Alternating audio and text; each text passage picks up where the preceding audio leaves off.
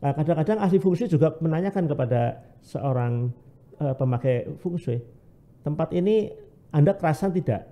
Kalau dia tidak kerasan, berarti fungsinya buruk. Kalau kerasan, jadi apa yang bisa dirasakan dan apa yang bisa dilihat, itu namanya masa bentuk. Nah, angka itu mengandung energi yang baik dan buruk, yang mungkin orang tidak bisa melihat, yang tadi saya katakan unobservable, tidak bisa diamati, tapi dalam perhitungan dan di dalam prakteknya sudah diamati secara statistik. Kalau buruk akan buruk. 9 bintang itu sebetulnya asal-usulnya ada dari dua arah yang menyebabkan terjadi 9. Kita perlu ketahui bintang 5 itu tidak punya kuah, jadi tidak bisa diketahui apapun, dan sesuatu yang tidak diketahui dengan jelas itu dianggap suatu bahaya.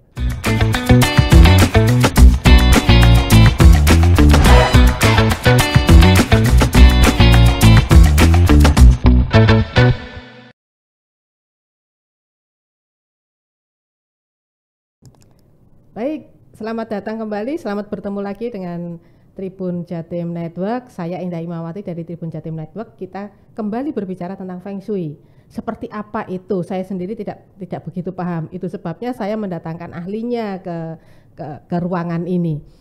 Siapa lagi ahlinya kalau bukan Pak Mauro Raharjo. Selamat datang di ruangan ini lagi Pak Mauro.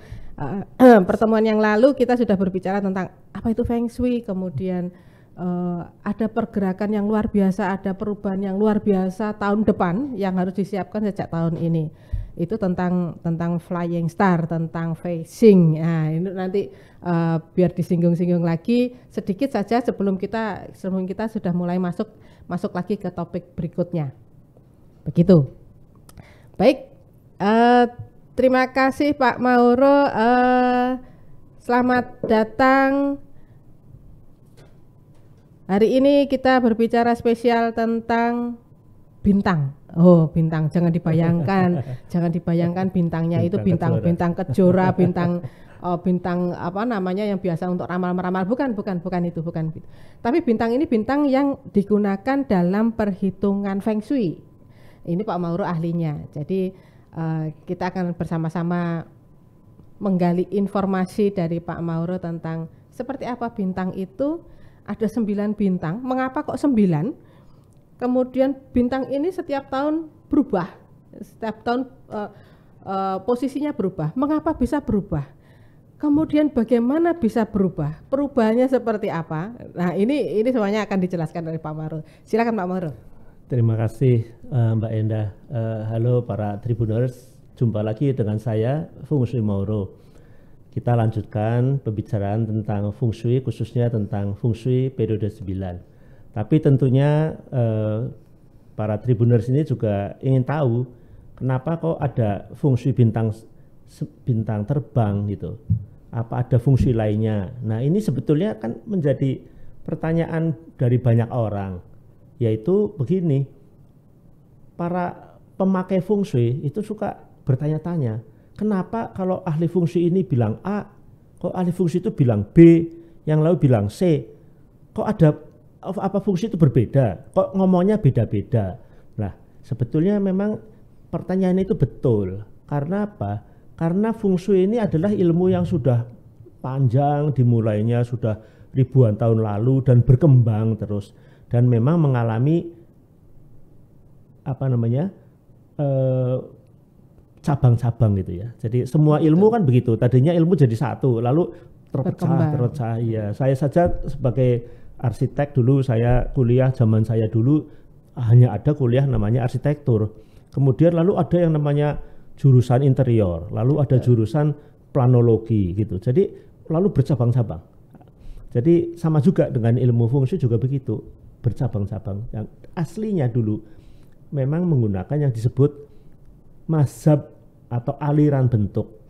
Lalu setelah kira-kira pada abad ke-4, ke-5 ditemukan kompas, lalu perkembangan fungsi berkembang, karena sekarang dulu melihat bintang di utara ya, tapi kemudian sekarang melihatnya dari kompas, tidak usah melihat bintang utara lagi. Jadi bisa dimengerti mengapa terjadi perubahan itu.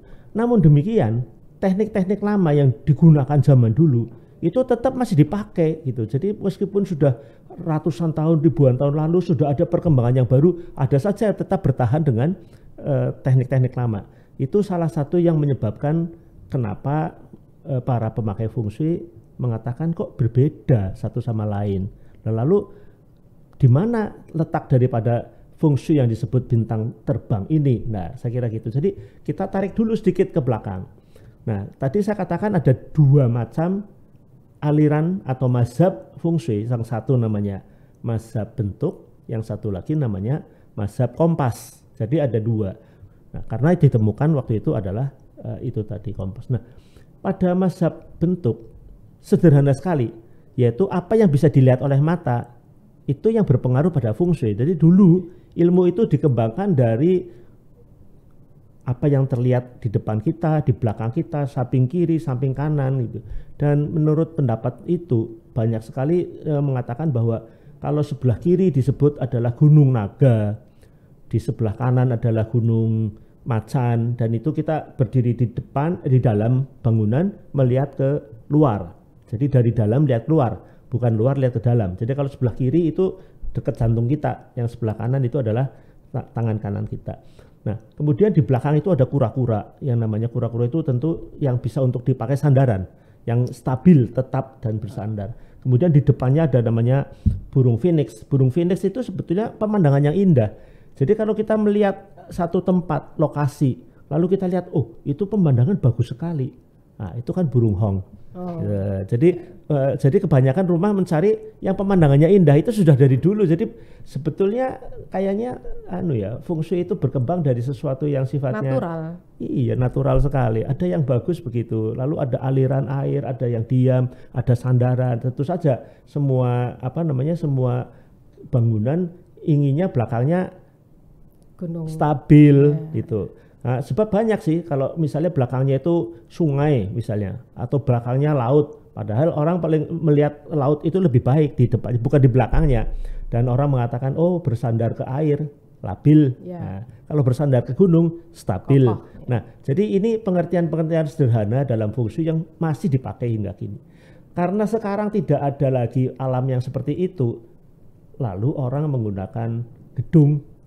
Misalnya kalau gedung di sebelah kiri itu lebih tinggi dari yang di sebelah kanan kita, itu lebih baik. Karena itu posisi naga, tidak boleh lebih rendah daripada posisi macan. Naganya harus tinggi. Kalau dulu bukit sebelah kiri harus lebih tinggi dari bukit sebelah kanan. Lalu kita menghadap ke depan yang pemandangannya paling baik. Nah, jadi itu dipakai pada zaman sekarang karena tidak ada nature alam seperti dulu lagi digunakan. Apa yang kelihatan, meskipun itu adalah gedung tapi dipandang bagus, nah itu adalah tempat yang paling baik untuk. Sebaliknya, kalau di depan kita itu yang buruk, misalnya sesuatu yang mengerikan, bahkan juga saya pernah lihat beberapa misalnya markas-markas tentara itu kan pasang meriam yang sudah usang ditujukan ke luar, ke seberangnya kan. Nah, kan kalau kita duduk di satu posisi misalnya di markas tentara yang ada meriam mengarah ke kita, nah itu kan pasti buruk. Nah, yang seperti itu dinamakan mazhab bentuk. Jadi yang kita lihat gitu, apapun yang kita lihat itu adalah baik, tidak baik, itu adalah hal yang gampang dicerna. Jadi semua orang juga bisa memahami. Nah, itu tidak berlaku pada eksterior saja, juga di dalam. Umpamanya kita bekerja di kantor, lalu depan kita ada WC, nah itu pasti tidak baik, kan begitu. Jadi itu namanya mazhab bentuk. Ada lagi misalnya kita tidur, kita tidak sadar bahwa di atas kita itu ada kamar mandi, WC juga. Jadi kita tidur di bawahnya WC, banyak itu terjadi. Dan banyak juga karena orang ingin mempunyai kamar tidur di depan dan biasanya meletakkan kamar mandi WC di dalam kamar. Tiba-tiba baru disadari bahwa kamar mandi WC itu berada di atasnya pintu masuk di depan rumah. Nah, lalu waduh itu jelek fungsinya. Jadi artinya kalau kita melihat secara keseluruhan, apa yang dilihat elok, pantas, itu fungsinya baik. Tapi kalau dilihat tidak enak, kurang bagus, tentu saja fungsinya jelek. Jadi sebetulnya sederhana sekali dan orang merasakan. Nah, kadang-kadang ahli fungsi juga menanyakan kepada seorang pemakai feng shui, tempat ini Anda kerasan tidak? Kalau dia tidak kerasan, berarti fungsinya buruk. Kalau kerasan, jadi apa yang bisa dirasakan dan apa yang bisa dilihat, itu namanya mazhab bentuk. Yang kedua, yaitu yang kita sebut mazhab kompas. Nah, mazhab kompas itu berkembang kita kira pada dinasti Tang abad ke-6-7, berlanjut pada dinasti Song itu abad 9-10. Nah, itu sebetulnya apa bedanya? Yaitu pada waktu itu ditemukan kompas. Jadi sekarang orang melihat pengaruh daripada bintang-bintang, mulai dilihat matahari terbit di mana, di timur, tenggelam di barat dan seterusnya, itu menjadi perhitungan arah-arah tadi. Nah, kemudian berkembang lagi menjadi fungsi bintang terbang. Kenapa begitu? Karena orang nyadari, sekarang sadar, oh rupanya suatu bangunan yang pakai feng shui tidak mungkin baik seumur-umur. Artinya apa? Artinya dimensi waktu berbicara. Jadi kalau kita lihat bangunan itu sudah bagus fungsinya, ibaratnya kita punya HP, setelah dipakai sekian lama, maka baterainya itu sudah lemah, perlu di-charge lagi. Begitu juga dalam feng shui, rupanya orang-orang menyadari feng shui tidak mungkin baik seterus-terusnya. Jadi suatu ketika energinya sudah mulai lemah, perlu di-recharge lagi. Nah, lalu muncullah perhitungan-perhitungan yang lebih lanjut pada zaman abad ke-9, 10, 11, yaitu pada zaman dinasti Song itu yang kita sebut Flying Star Feng Shui.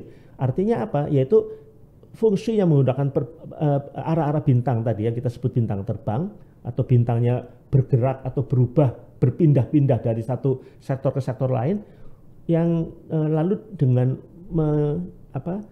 memasukkan pada ilmu astronomi yang kita sebut lalu. Jadi suatu ketika memang energi pada permukaan bumi berubah, disitulah terjadi perubahan feng shui. Artinya energinya sudah habis, perlu diperbarui lagi. Artinya bangunan itu kasarnya setiap 20 tahun perlu dilihat lagi. Nah, yang paling repot kan zaman sekarang ini, karena sekarang tahun 2023. Jadi kalau kita baru bangun, begitu kita masuk 2024, berarti sudah ada perubahan. Jadi orang yang membangun pada saat ini, misalnya akan membangun rumah dan baru jadi nanti di tahun 2024 atau bahkan bisa jadi nanti di tahun ini 2023, sebaiknya dipikirkan lebih baik dihitung langsung pada periode 9 supaya tidak usah ada perubahan lagi gitu. Jadi lebih baik ya ditunda selesainya tahun depan gitu. Kalau tahun ini yang diselesaikan, fungsinya masih pakai fungsi periode 8. Itu yang terjadi. Jadi sekali lagi kenapa fungsi periode 9 muncul, fungsi bintang terbang muncul, itu karena orang yakin rumah tidak bisa fungsinya baik terus sepanjang waktu. Jadi setiap periode tertentu akan berubah. Dalam hal ini setiap 20 tahun berubah. Itulah sebabnya kita gaungkan masalah feng shui feng shui periode 9, karena memang terjadi perubahan. Dan jangan sampai kita tidak menyadari hal itu, tiba-tiba kita sudah selesai bangunan kita pada tahun ini, begitu dihitung pada untuk periode 9, loh ternyata buruk gitu. Waduh, nyesal itu. Jadi mudah-mudahan melalui Tribun News ini para Tribuners mulai sadar dan bisa memberitahu kepada sahabat-sahabat handai tolan untuk memberitahu hati-hati loh, ada periode 9, kalau bangunan itu selesai lebih baik dilihat dulu apakah itu baik atau lebih baik ditunda sampai tahun depan. Dan ini mungkin salah satu pesan atau yang bisa dimanfaatkan dalam kasus feng shui periode 9.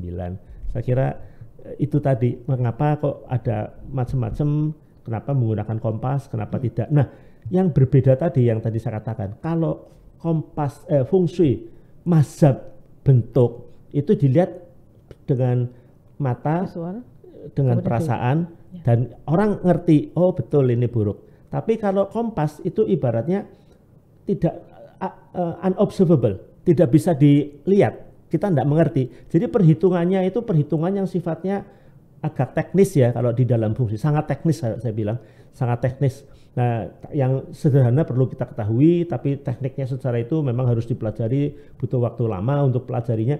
Tetapi saya kira yang sederhana yang bisa dimengerti itu yang akan kita bahas Saya kira demikian, Mbak Endah. Baik, Pak Mauro, terima kasih. Tadi disebutkan kalau membangun rumah tahun ini lebih baik ditunda atau lebih baik pembangunannya biarkan. Pembangunannya biar. Tapi nanti selesainya sebaiknya 2024. Iya, diundur. Baik, kalau begitu artinya orang yang membangun rumah ini kan harus tahu perubahan yang 2024 itu. Jadi ini sudah harus ada dulu. Betul. Apakah ini sudah ada, Pak Mauro? Nah, itu nanti kita nanti para Tribuners kalau tertarik pada masalah ini, kita akan bahas satu persatu. Jadi misalnya kita bahas rumah hadap timur, nanti berikutnya kita kalau rumah menghadap ke timur laut dan seterusnya, sehingga nanti ketahuan, oh kalau saya hadap sini, atau bahkan mungkin ada yang tertarik begini, misalnya sebagai contoh, misalnya rumah saya hadap timur, tetapi kalau periode 9 yang bagus timur laut. Kita mulai pikirkan, jangan-jangan kita harus sedikit ubah pintunya agak serong supaya di periode 9 hasilnya akan lebih baik. Nanti akan saya beri contoh-contohnya pada kesempatan yang akan datang. Itu betul. Jadi ada baiknya ditunda, dilihat lagi apakah di periode 9 ini sudah cocok, betul. Kalau betul, ya selesainya diundur sampai 2024. Kalau ada kesalahan, mungkin hanya sedikit digeser ke kiri, digeser ke kanan, atau diserong sedikit dan seterusnya. Saya kira sangat sederhana sekali. Tapi perlu diketahui, betul. Seberapa penting sih Pak Mauro ini tentang arah hadap, tentang pembagian ruang, tentang ruang kerja juga ya, di kantor, di pabrik, di tempat kerja. Betul. Ini seberapa penting sebenarnya? Nah, begini, setiap periode di dalam teknik phasing atau bintang terbang itu kan punya pola-pola di mana terjadi pola-pola bentuknya adalah energi yang diwakili atau disimbolkan dengan angka. Nah, angka itu mengandung energi yang baik dan buruk yang mungkin orang tidak bisa melihat, yang tadi saya katakan unobservable, tidak bisa diamati, tapi dalam perhitungan dan di dalam prakteknya sudah diamati secara statistik. Kalau buruk akan buruk ya.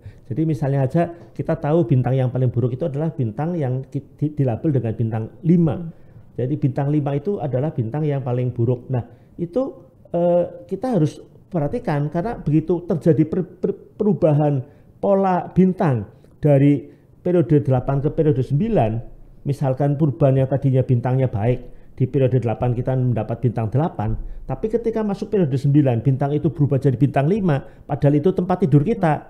Nah, kan kurang baik. Jadi kita tahu, oh kamar tidur yang tadinya selama 20 tahun dipakai ini baik, nanti begitu masuk 2024 itu bisa kena apes.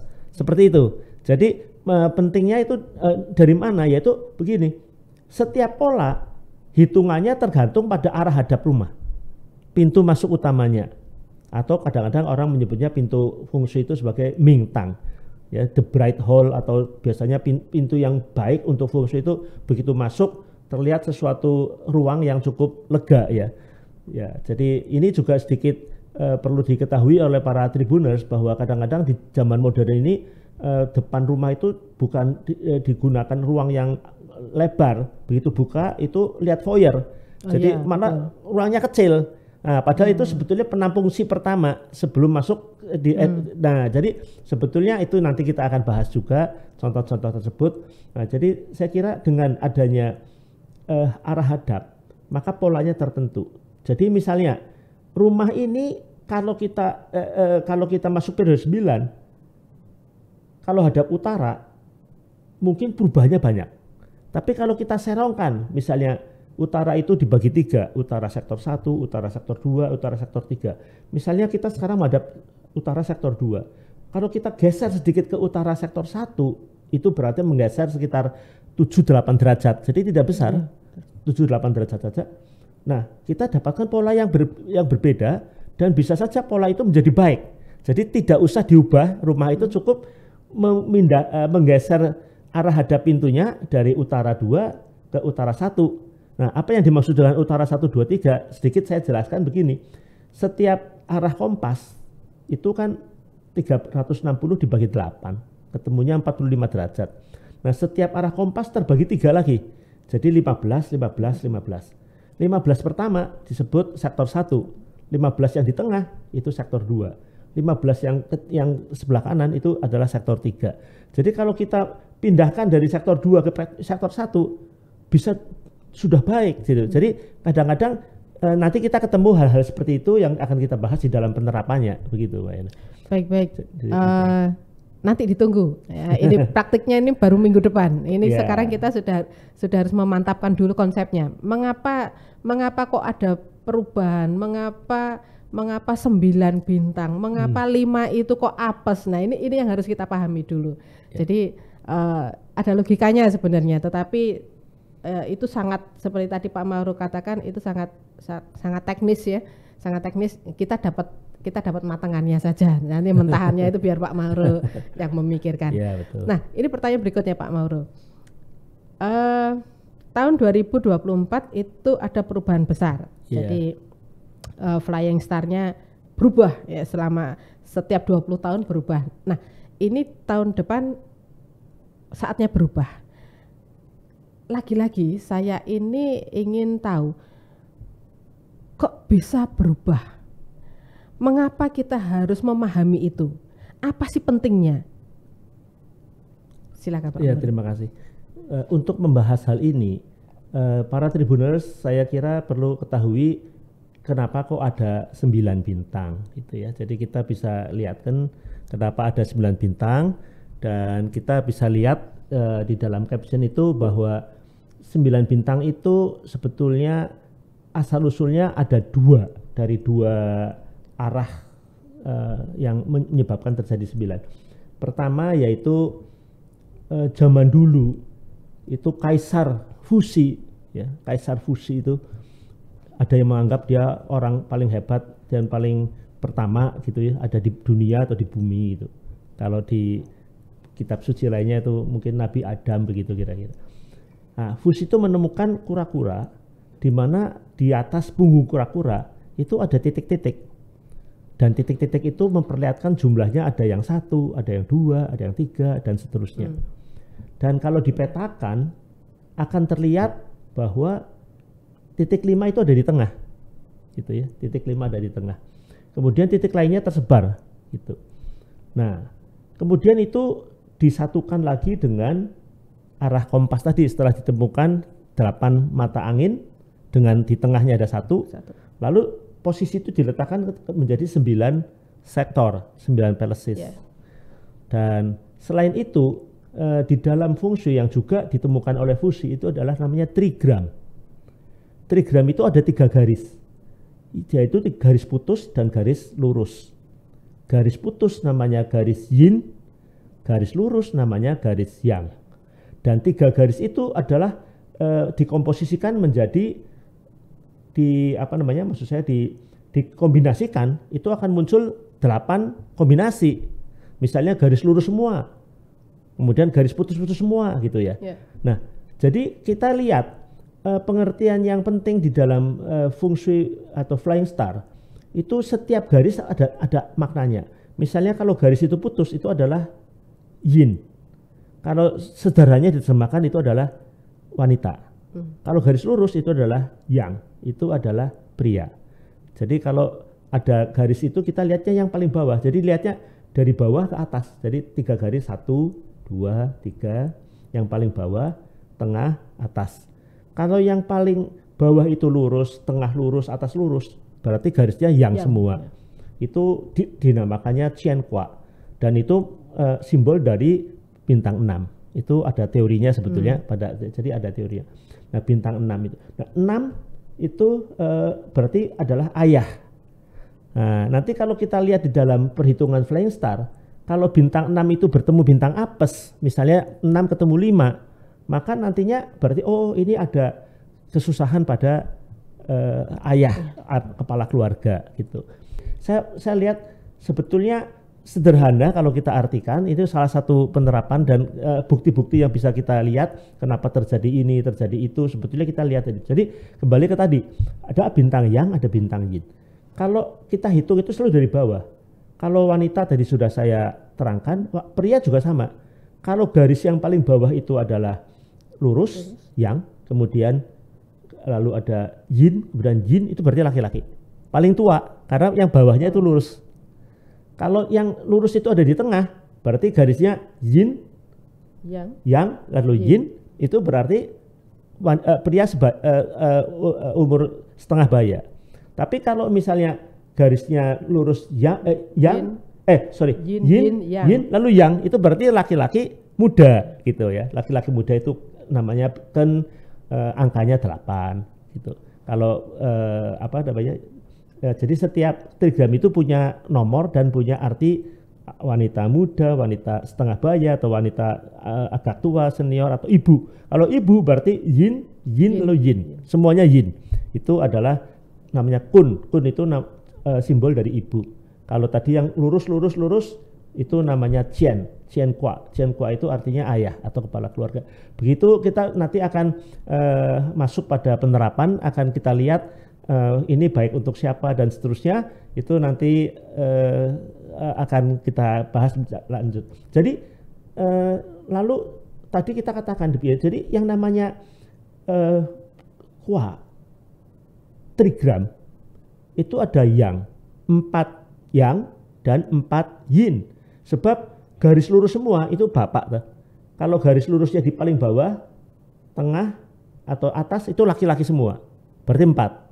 Nah, yang perempuan yin semua itu ibu, itu namanya kun. Kemudian yang garis putusnya di paling bawah, kemudian di tengah, kemudian yang paling atas, berarti ada 3 wanita muda, setengah baya sama tua. Nah, berarti ada 4 wanita 4 pria. Nah, yang ke-9 di mana? 9 itu adalah di tengah.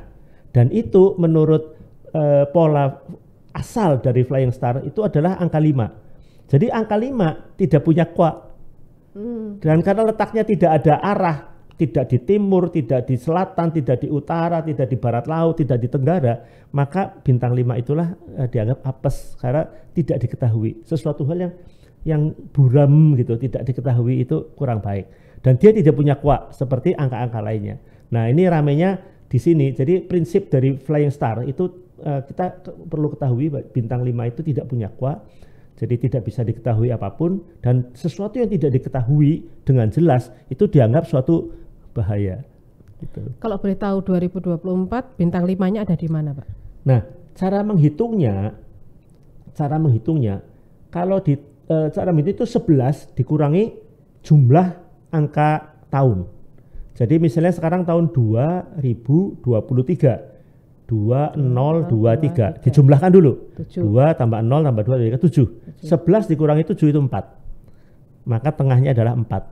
Nah, 4 itu adalah social star. Dan juga dia merupakan romance star.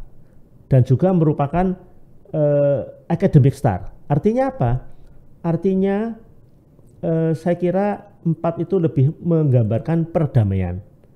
Dengan adanya 4 di tengah, kita lalu bisa interpretasi perang Ukraina-Rusia akan selesai, akan terjadi perdamaian atau gencatan senjata setidaknya begitu.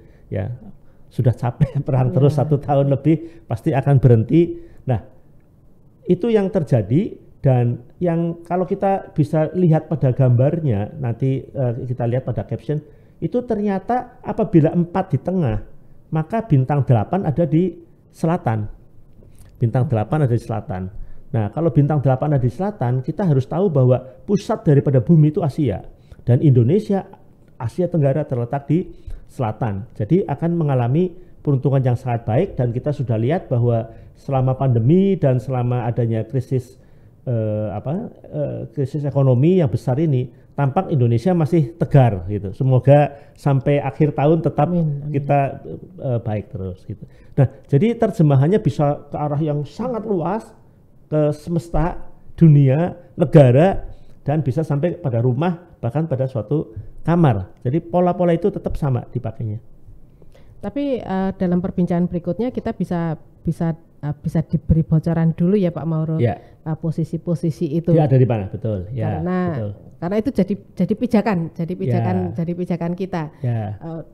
Posisi di tengah bintang 4 pasti. Ya. Nah, kalau posisi di tengah bintang 4 artinya bintang yang di sekelilingnya itu bisa dihitung sebenarnya. Dihitung, betul. Tapi itu disimpan dulu karena perbincangan kita memang akan berakhir dulu, kemudian kita akan lanjutkan dengan bagaimana dengan si bintang 4 yang ada di tengah ini, kemudian 2024 ini perubahannya sangat besar, ada perubahan yang 20 tahunan, ada perubahan 1 tahunan, ada yang 60 tahunan. Ya, betul. 60 tahunan ya Pak? Ya sebetulnya 60 tahun itu satu era ya. Satu era. Bayangkan, ini selalu ada perubahan. Ya. Nah itu yang akan kita bahas pada perbincangan berikutnya. Yang perbincangan kali ini dengan terpaksa saya harus tutup sampai di sini dulu. Silakan kalau ada yang ingin bertanya tulis saja di bawah. Ya. Nanti saya akan berikan ke Pak Mauro. Bukan saya yang menjawab, saya tidak paham ya, saya tidak paham. Baik, terima kasih atas kebersamaannya. Terima kasih Pak Mauro, terima kasih teman-teman Tribuners. Saya tutup sampai di sini. Salam.